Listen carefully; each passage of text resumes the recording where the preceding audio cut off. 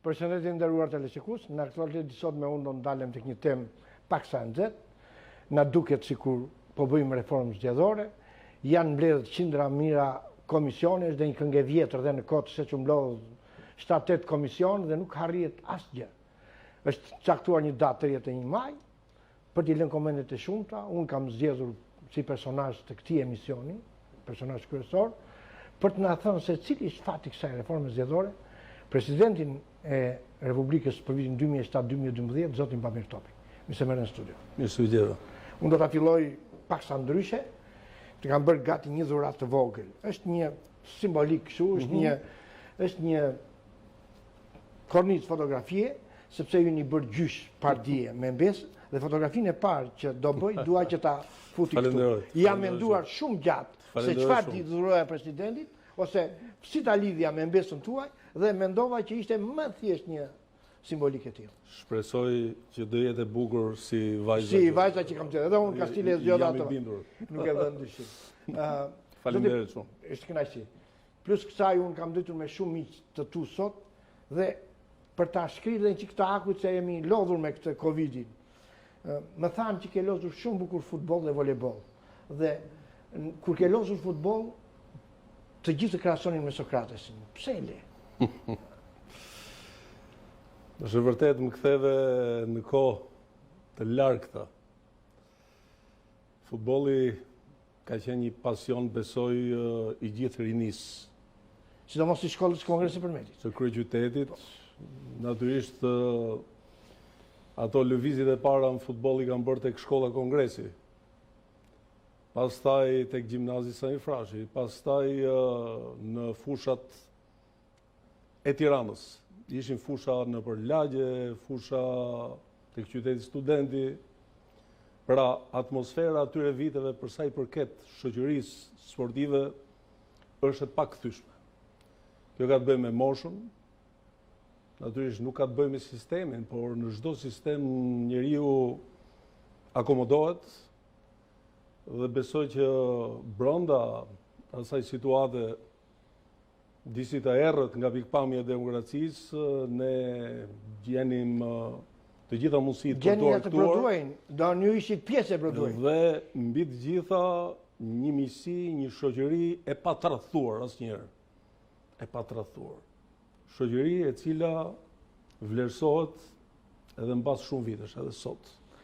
Edi Loku më ka thënë që unë kisha përfiturimin kur shikoja zotin Bamir Topi si Zdravko Çoliç, thoshte, sepse mbante ato flokët të tillë, ato barsetat, ishte një guxim, ne kishim shembull. E vërteta është që orientimi se kam pas nga Jugosllavia, kam pas nga Italia. Nga Italia. Dhe modeli i atyre viteve natyrisht është një model që preferohesh nga të gjithë të rit.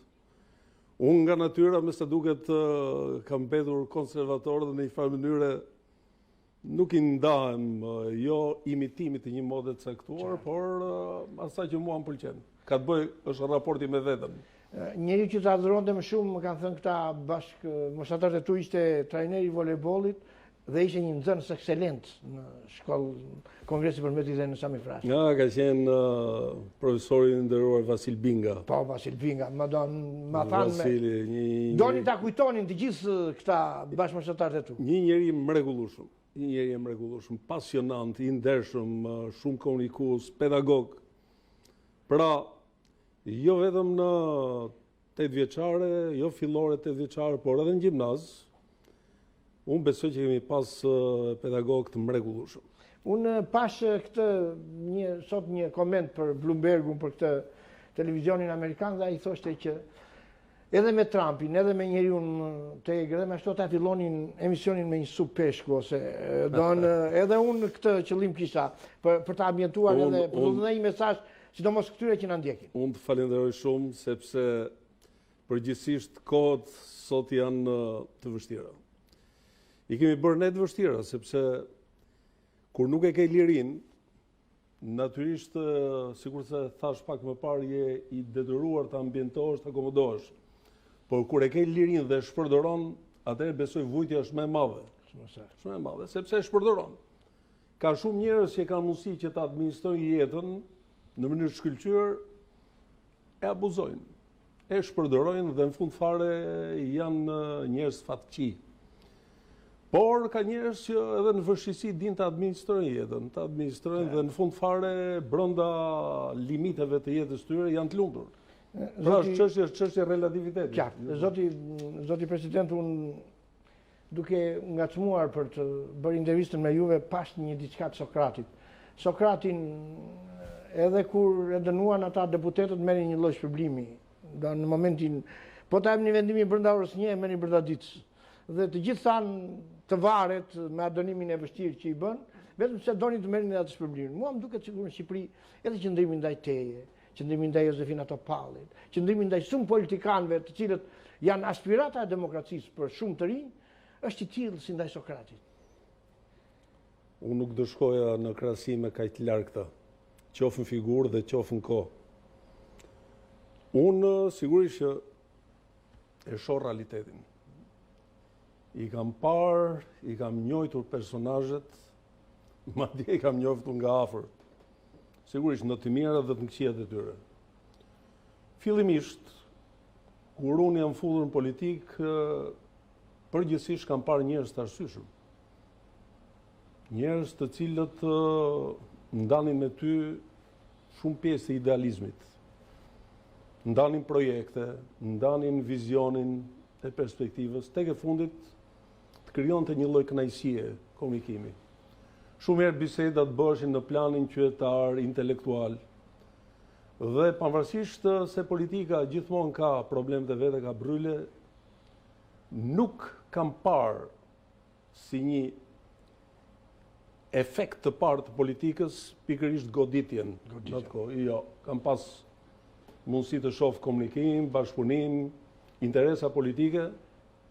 Me kalimin e kohës kam parë tek njerëz një metamorfozë shumë të çuditshme. Këta njerëz nuk ishin më ata që ishin përpara.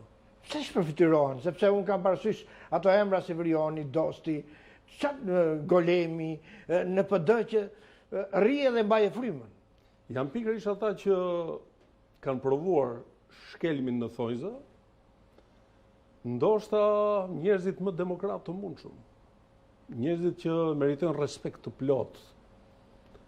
Por unë doja të thoja këtë që edhe në kopertinën e librit tim që ju e dini që ka dalë një vit përpara, unë titullin kryesor e kam bashkëshoqëruar me një shprehje që është shpreha ime, domethënë ka dalë si një rezultante e një eksperiencë njerëzore, kur arsyeja e rësohet nga pushteti. Pra, unë kam parë njerëz të arsyeshëm kur ka filluar bashkëpunimi, gjatë rrugës një metamorfozë e çuditshme, patologjike, dhe në fund këta njerëz kthehen në njerëz pa arsye.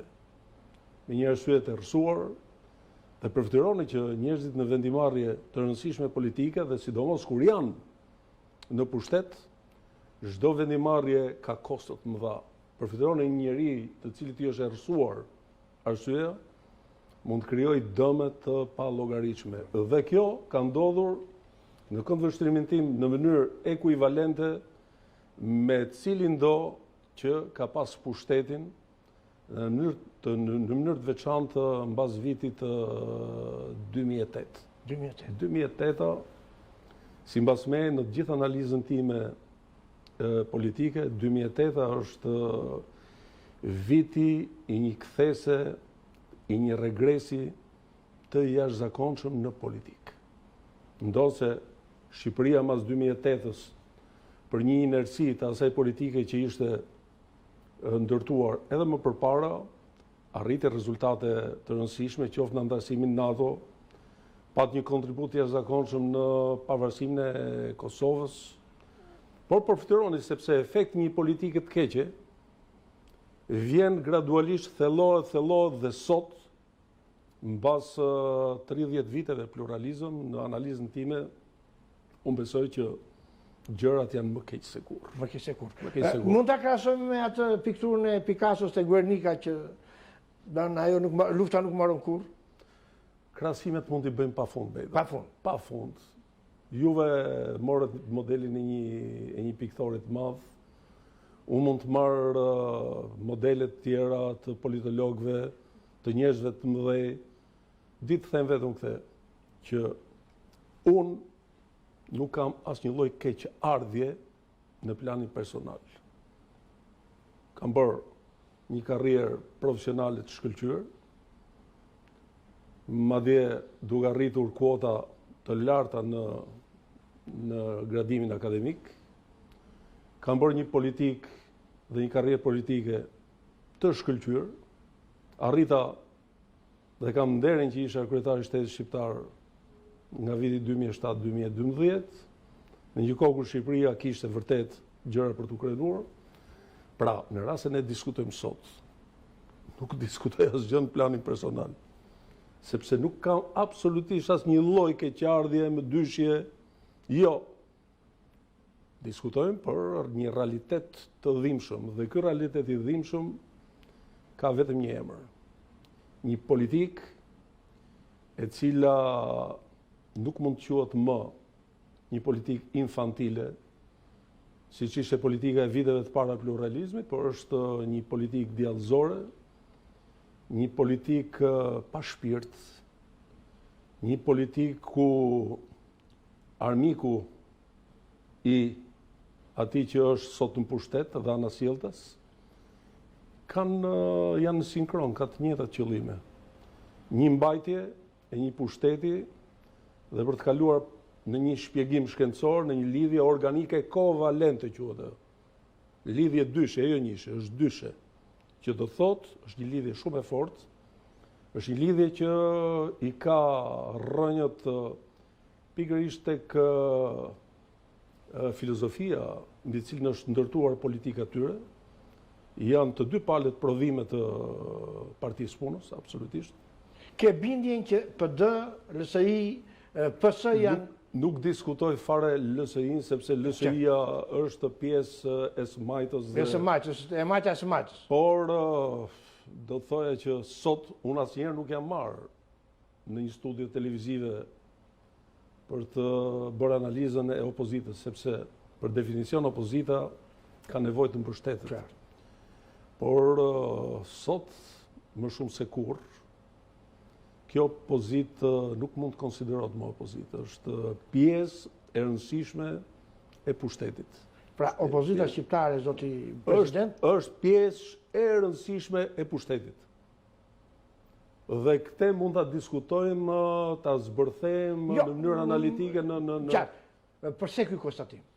Sepse kam parasysh që në 21 prill të 2008-s, prandaj u referova 2008-s, brenda një periudhe kohore shumë të shkurtër, 4-5 ditë, jo më shumë, u ndërtua një ndryshim kushtetues duke cënuar rënd themelin e demokracisë, që janë zgjedhjet e lira të ndershme.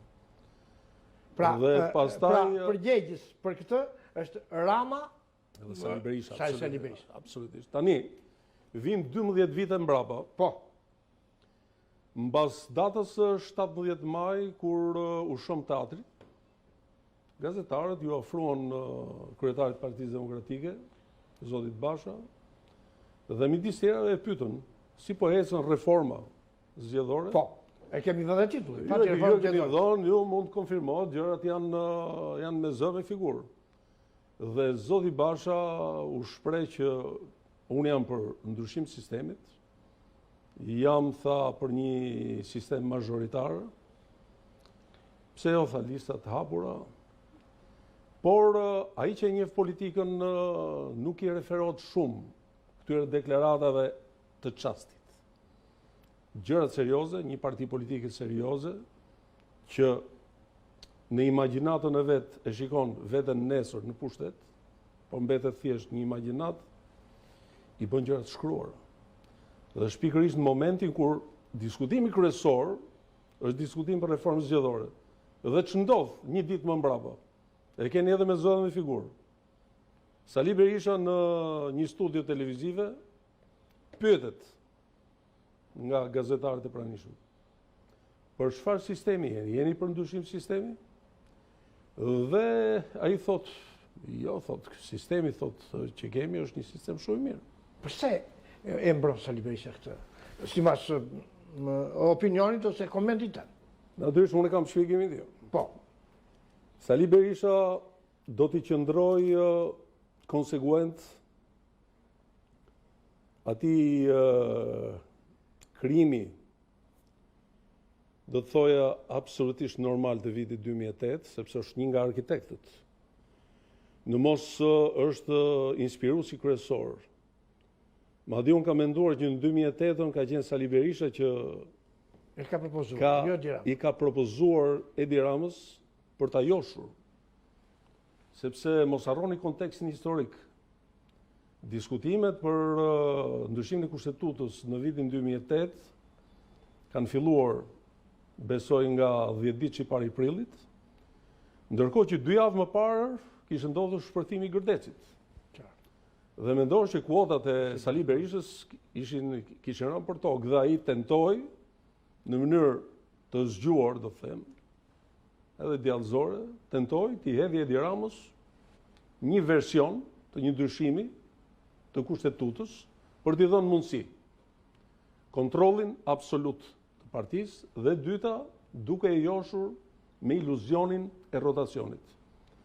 Duke i thonë, kështu mendohet, kështu lexohet, që meqense kuotat e Partisë Demokratike në këtë periudhë janë të tilla, i krijoi iluzionin e Edi Ramës se do vinte në 2009. Ndërkohë, në 2009 ju e dini që qenë zgjedhje që kontestuan fort nga Edi Rama. Por pas 2009-s vjet 2013, pastaj vjet 2017, vjet 2021.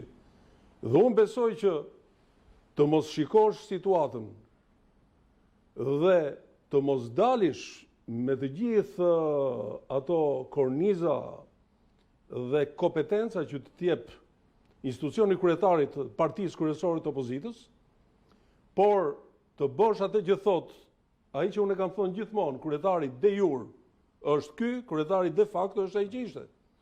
Pra, jemi absolutisht në 2008. Ju thoni, zoti president, që nga 2008 4 palë zgjedhje nuk janë bërë në Shqipëri, ose kanë qenë manipulim. Në mënyrë absolute. Pra, këto, nëse dikush akuzon vetëm një palë, gabohet ose gënjen. Se ka 2 kategori njerëzish, një palë që gënjen, e njeh situatën dhe gënjen, por ka edhe një palë që nuk e njeh situatën dhe e pranon versionin sigur. Përgjegjësi është vetëm ai që është në pushtet, jo.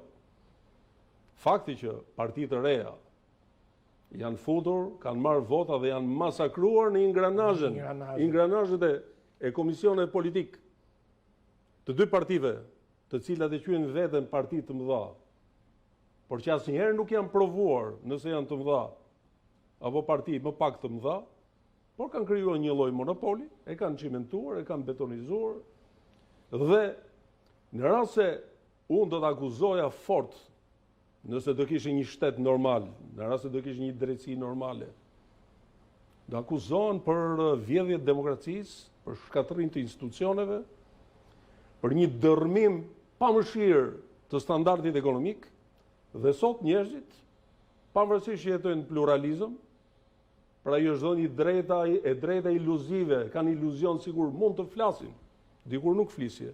Shumë saktë. Dikur nuk flisje, por ishe informatuar në dhe... Ti flit, bile ato, edhe unë që po flas, që kam qenë kryetar shteti, kanë zgjedhur në mënyrë shumë konsensuale, sepse unë jam politikan, unë jam intelektuar, jam analist. Pra ju thoni që ka një marrëveshje të thellë midis Bashës, Ramës dhe Berishës. Unë e njoh situatën shumë mirë. Po. Kam informacione, pra ato bllokojnë gjithçka.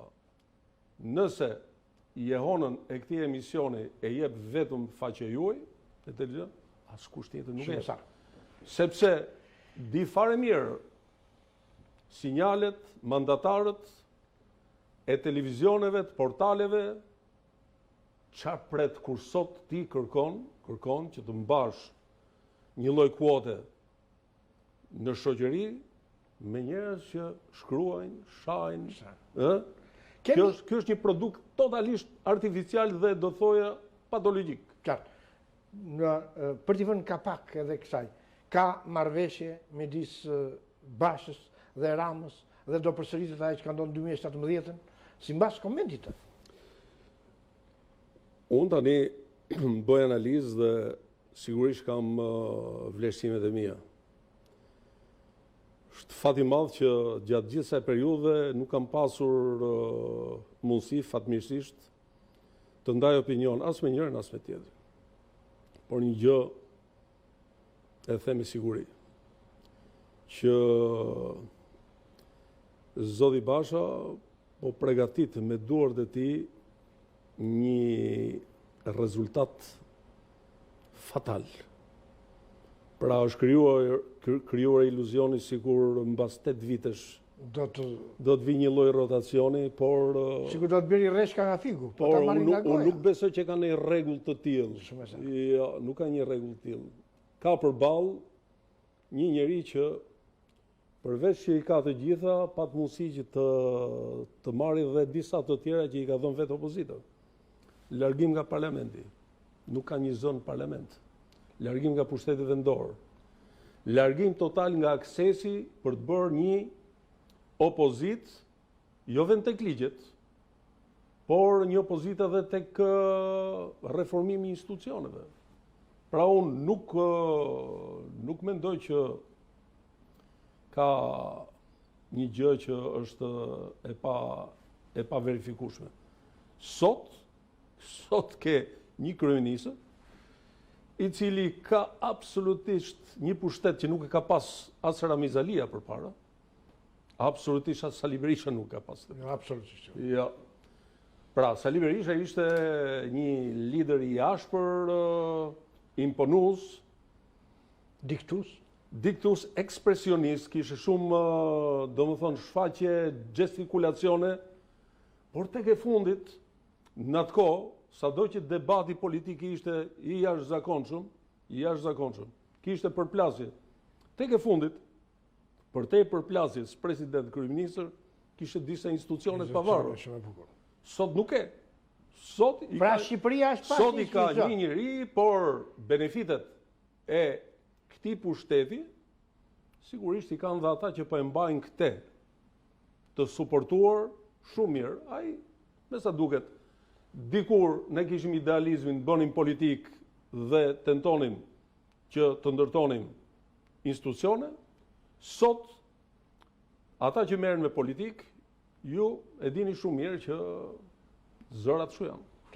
Merren me interesa biznes. Mund të bëj reformë zgjedhore sipas kësaj që thonë këta, që deri në datën 31 maj do ta mbaroj Damian Gjiknuri, Zoti Vasili, Rudin Hajdari dhe Orel Bylybashi, apo është një shaka për të hedhur hy syve këtij populli dhe ata kanë vendosur se ç'do bëjnë? Jo, ma këto po japin shansin që ai që është atje të bërtasi prapë sërish tërmet. Kjo është një tragjedi komedi. Pra, unë e lexoj si tragjedi. Si tragjedi. Absolutisht e lexoj si tragjedi, sepse mendoni si rezultat i kësaj politike çfarë ke sot. Jo vetëm parlament, se merren vetëm me parlamentin. Sepse parlamenti është një produkt i parë politik. Por çfarë ke në administrat? Unë që jam marrë me kërkim shkencor, e quaj një keqardhje të jashtëzakonshme nga ky kryeministër, por edhe nga ai që ishte përpara, që rrjeti i institucioneve kërkimore shkencore sot nuk ekziston, janë shkatruar. Unë kam raste pafund që në krye të institucioneve kërkimore shkencore janë njerëz analfabet. Ti mund të mbash analfabet në parlament. Mbaje. Po specialisti. Pastaj ne po jetojmë një lloj paralelizmi, por rikthejmë edhe një herë.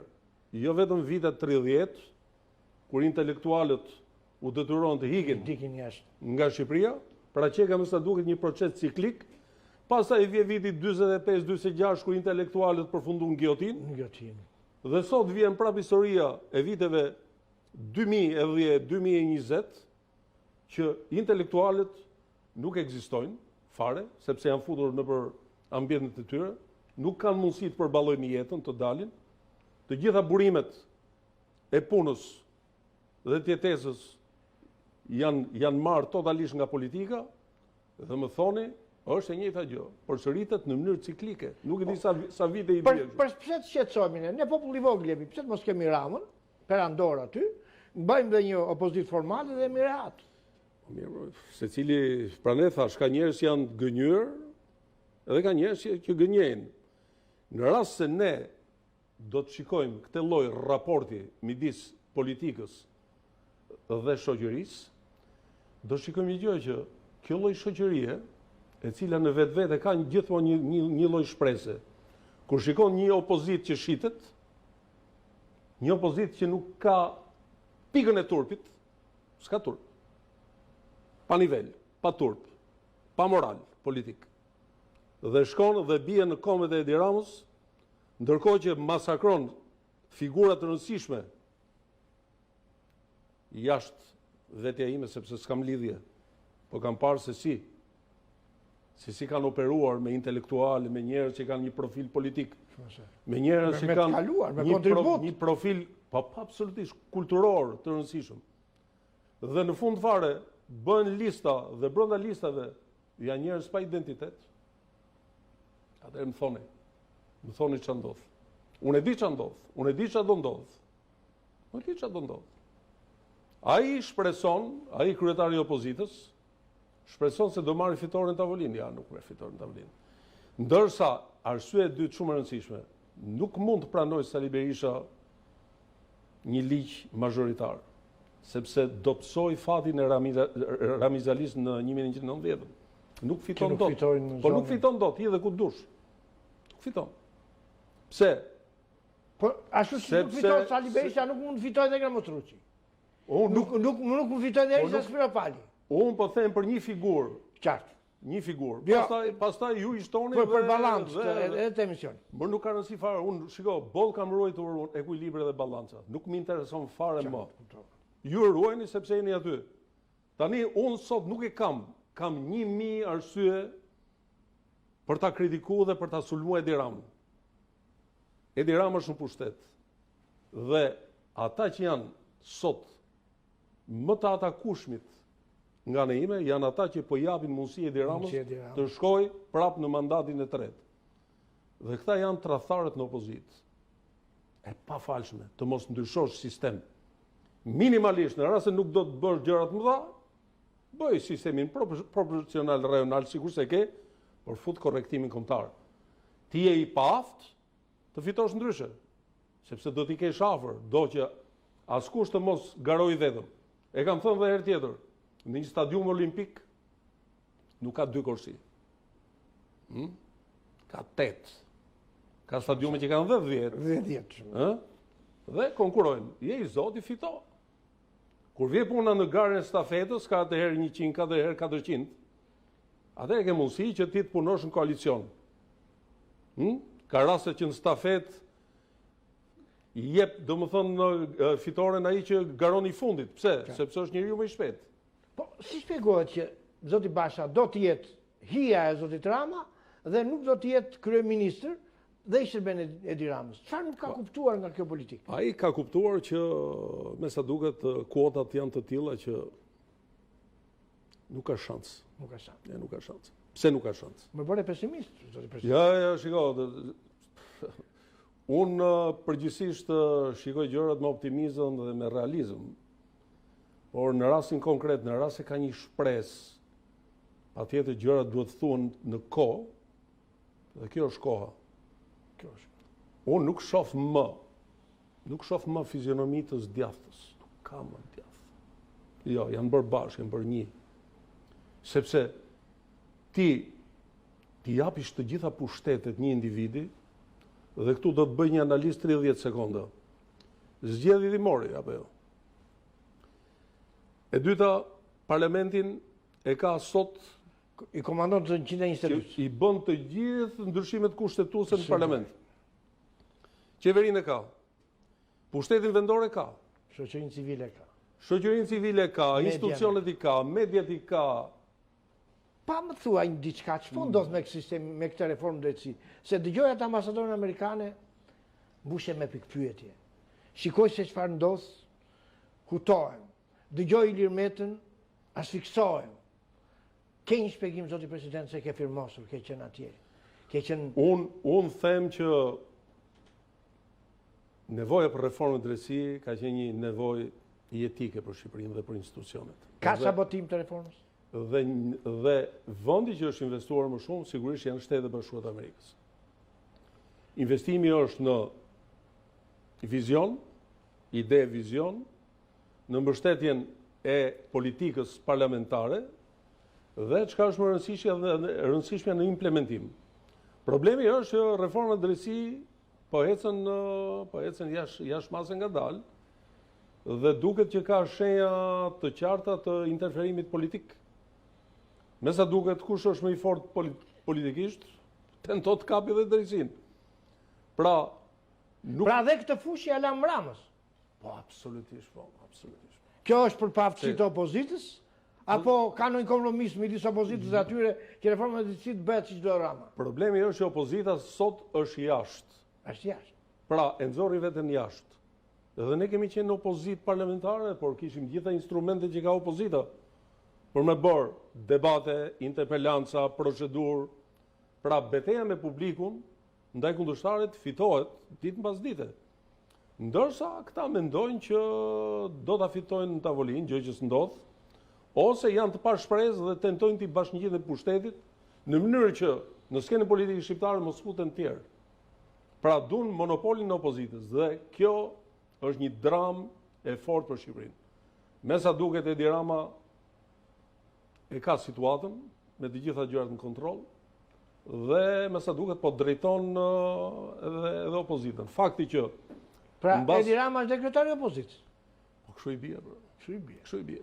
Pra, batutat, pra kur një kryeministër e shtyn kohën me batuta, tregoj që serioziteti ka marrë fund.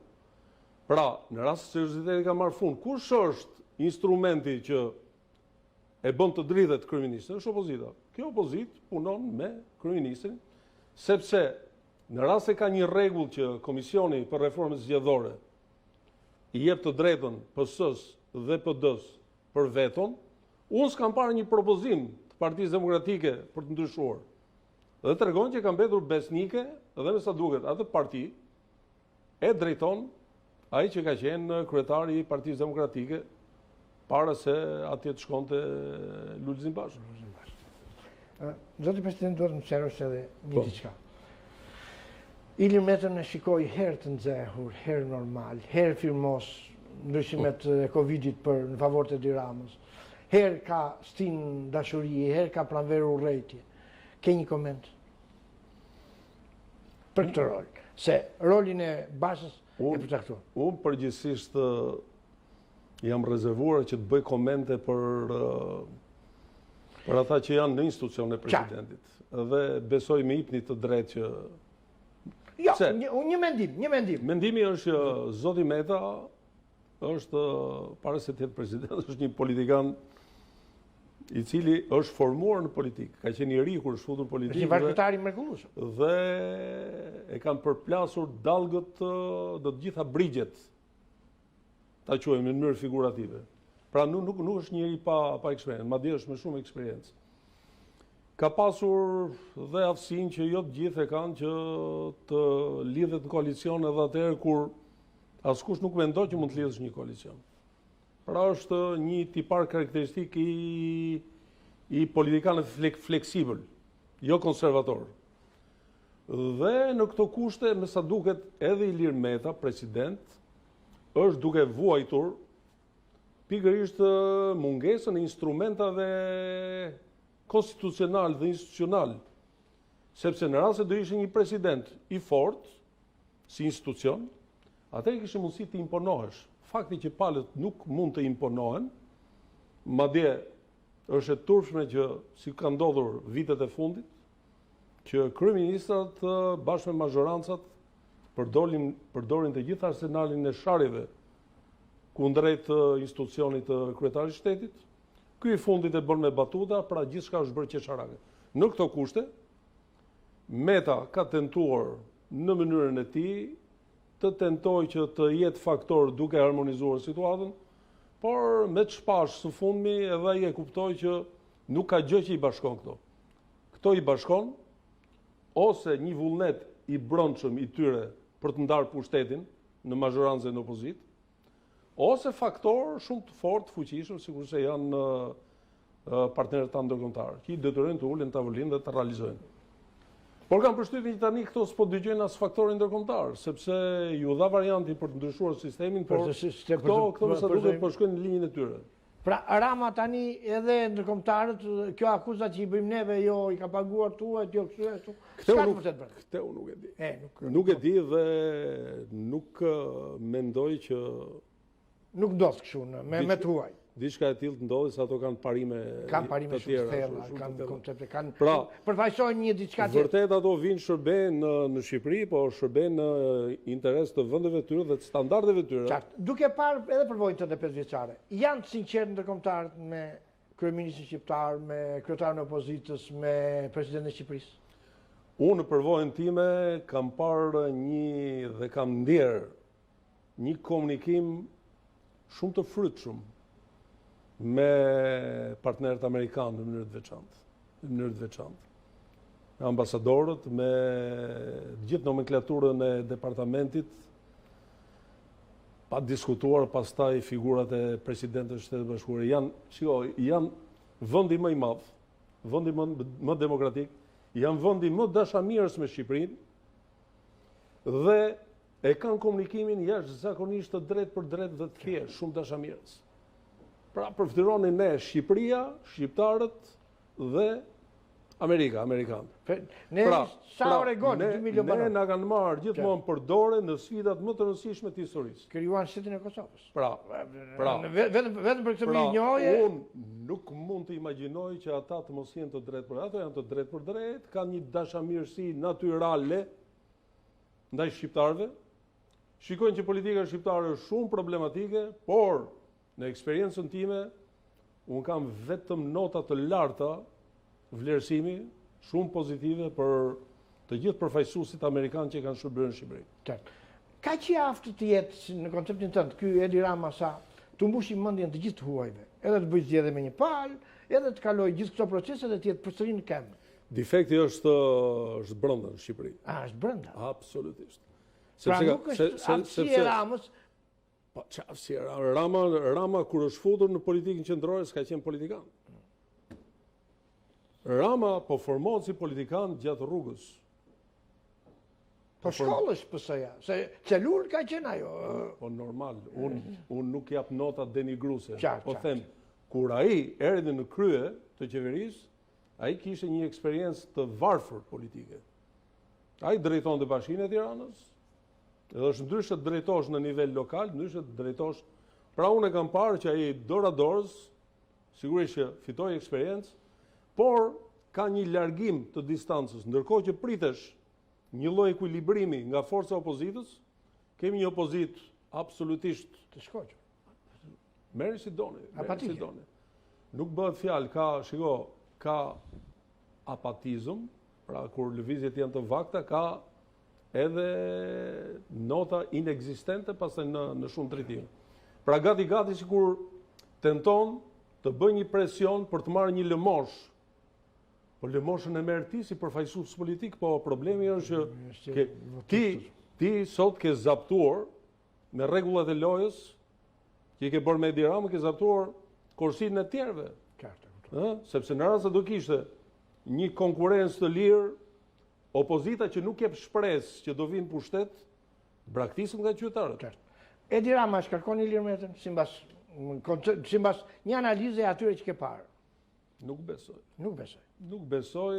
Nuk futem tek nuk futem tek problemet e interpretimit kushtetues.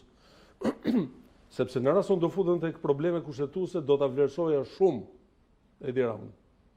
Sepse e fundit gjë që ai mendon është interpretimi kushtetues, sepse ka lëvendën pa gjykatë kushtetuese. Po ai e ka si një mjet presioni politik për ta mbajtur zërin e presidentit në një cep, duke tentuar që t'i tregoj publikut, shiko se ne këtë e kemi në hetim, dhe në fund fare vinë zgjedhjet e vitit 21 dhe vetëm pjesa fundore e periudhës presidenciale që është në 2022. sikur të ishe president, do ta kishe nxjerr dekretin e Metës një javë para zgjedhjeve për anullimin e zgjedhjeve të qeverisë? Ja, këtu unë nuk bëj asnjë lloj komendi, Bedo. S'bëj koment sepse nuk t'i banoj. Nuk t'i banoj. Shiko, çdo njeri ka vendimarrjen e tij dhe bot një kontekst. Pra e respektojmë vendimarrjen e institucionit. Bot një kontekst politik dhe historik të caktuar. Qartë. Problemi është se cili ka mënyrën e tij të sjelljes. Nuk e ka firmosur ministrin e jashtëm, por Edi Rama është kryeministër dhe ministri i jashtëm. Është normale? Shiko, si shumë anomali të tjera në këtë vend, natyrisht edhe kjo është bërë një gjë. Është bërë normale. Është bërë normale. Është bërë pandemi. Pra, nuk shkon shumë me pandeminë, sesa me deformime të natyrës gjenetike. Ma akoma më thellë. Më thellë. Më thellë. Monstruozitet. Monstruozitet. Është monstruozitet.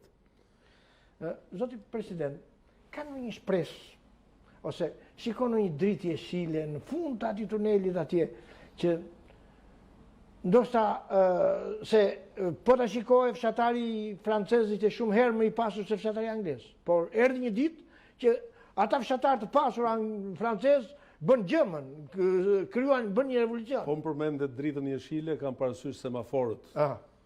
Ky është një vend që s'ka semaforë. Po më the dritë në fund tunelit. Dritë në fund tunelit, thash.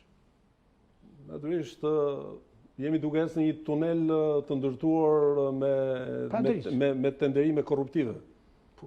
Me sensin që jenë tunel mirë që nuk përshet dritën, por tenton në çdo moment të kesh përpara një blok betoni që të bien nga tavani. E shikon rrezik të Ramës Fatos Nanon, Erion Velin apo Sami Tahiri?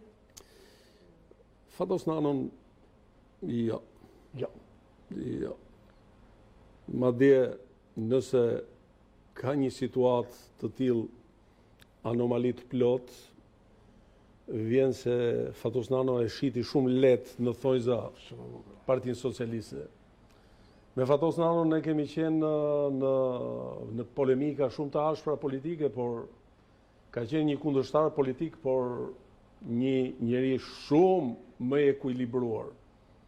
Sigurisht, çdo njeri ka defektet e veta, por kur ndjek tani profilet politike, them që sipas meje, Fatos Nano është një nga figurat politike më të ekuilibruara të tranzicionit.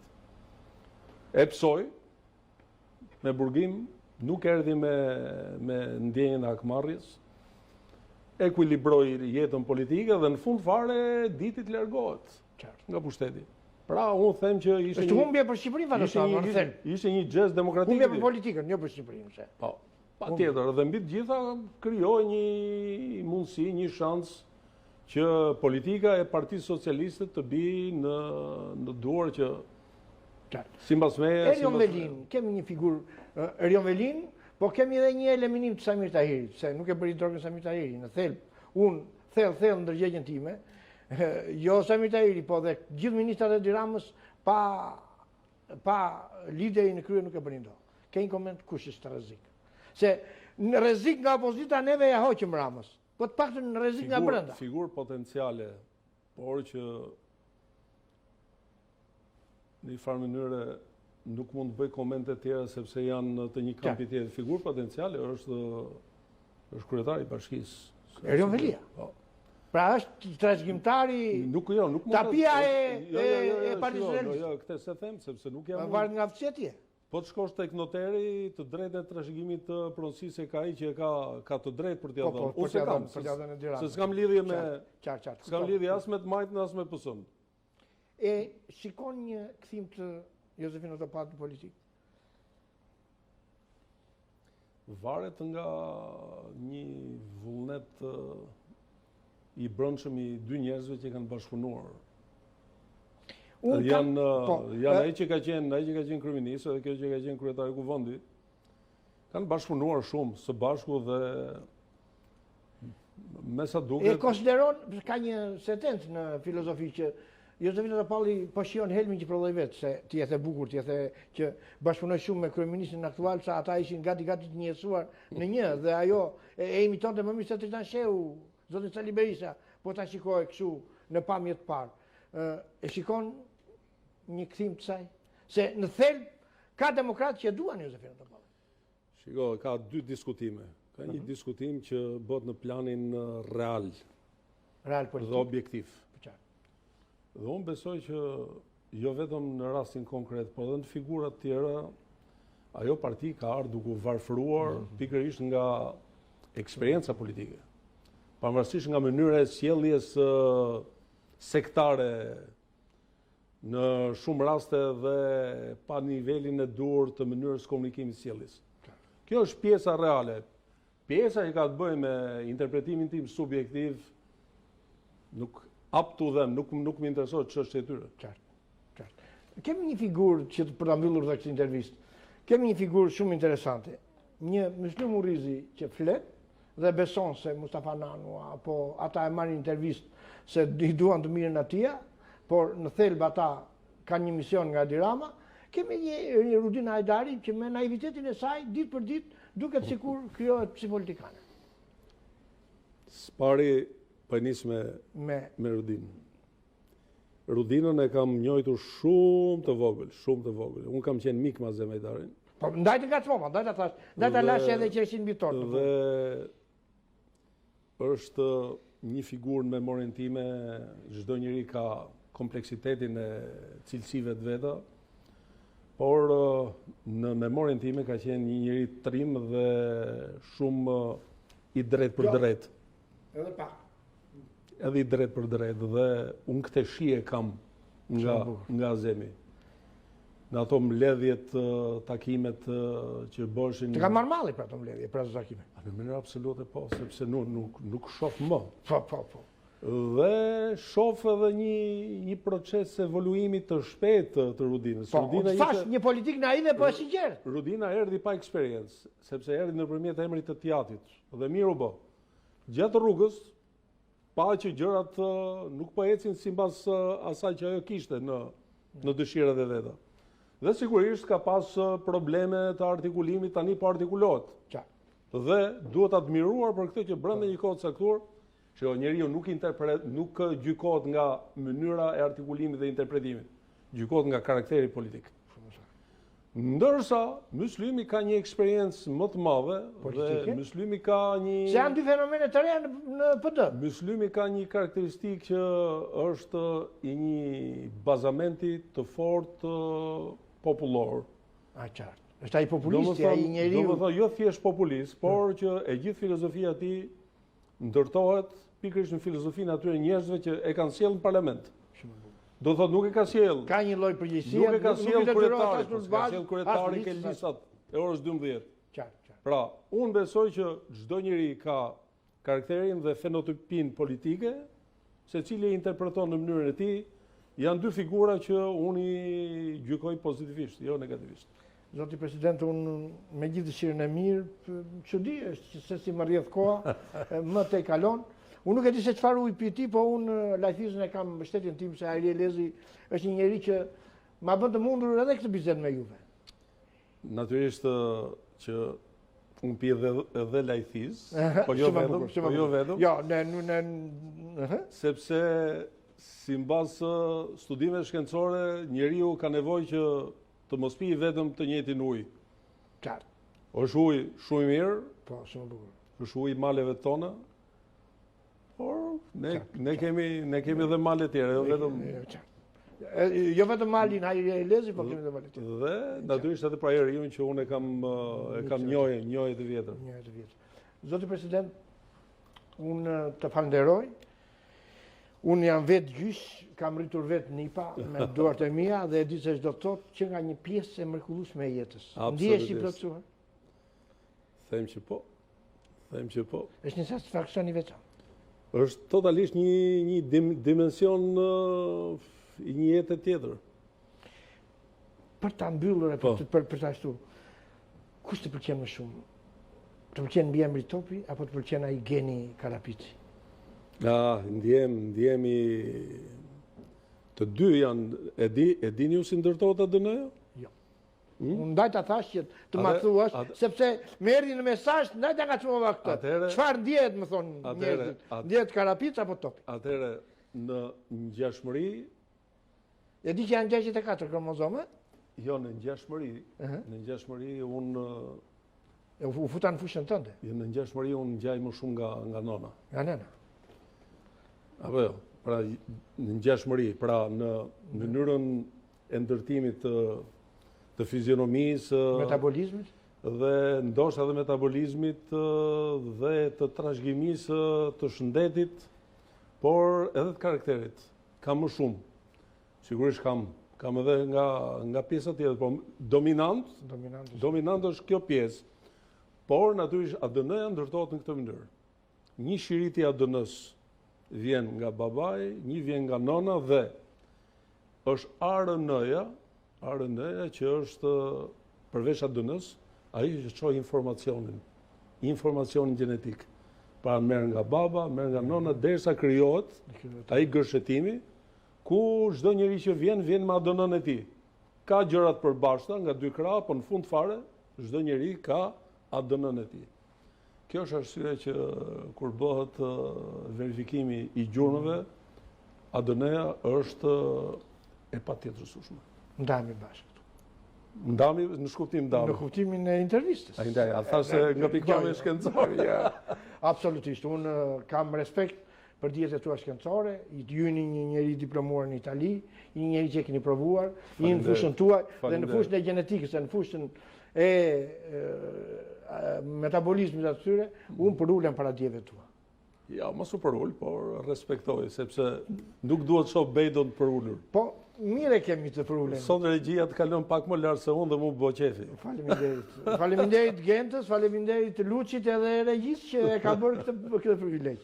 Unë të falenderoj që të kisha ashtu. Bejdo, ishe kënaqësi dhe do jemi sërish së bashku. Faleminderit. Unë ty të kam mik të çmuar, sepse edhe vizitën e parë si president e ke bërë në Përmet dhe kemi një lidhje me Malçovën e Përmetit. Edhe të falenderoj. Faleminderit. Falenderoj për dhurat me Faleminderit. Të nderuar teleshikues, pa shumë hyrje dalje, unë isha me zotin Bamir Topi, me një mik të emisionit tim, dhe unë, pavarësisht se Genta më thotë, mos e thuaj atë që ke intervistë karriere, unë përsëri e them me plot gojen.